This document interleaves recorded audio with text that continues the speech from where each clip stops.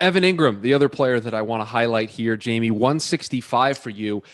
Listen, It's you low, might, it's low, and very I low. think you might be on a little bit of an island here in your stance about Evan Engram. And I have to ask I'll ask the question this way: more of an indictment on Evan Engram, or more an indictment of Daniel Jones is the quarterback, and I don't know what this Giants offense is going to look like in 2021? It's a combination of two things. It is a slight indictment on Evan Engram, who's not a terribly efficient player. It's more of an indictment on what his potential workload could be. You know, you look at what this offense was in New York last year. You didn't have Kenny Galladay, obviously. You really didn't have Saquon Barkley for the vast majority of the season.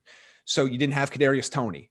You start to look at the way this offense is going to be set up, and the targets have to go somewhere. And you start look at Sterling Shepard, you look at Darius Slayton, you look at Kenny Galladay, Kadarius Toney, Saquon Barkley coming back. So if any of those guys are going to have similar workloads, or the workloads we expect for some of the new pieces there, or Barkley's going to go back to his workload, the targets have to be taken from somebody. And I think they're going to end up getting taken more, and probably the plurality of them will come from Evan Engram last year.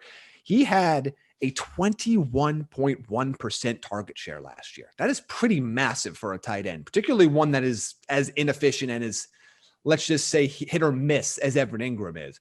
To me, this is more about indictment on his workload, because what I did with him is I took his catch percentage since he's been with Daniel Jones. I took his yards per target and touchdown rate since Daniel Jones, and I kept that all the same. The only thing I changed for him this year is I dropped his workload, and it pushed him all the way down here at tight end 19.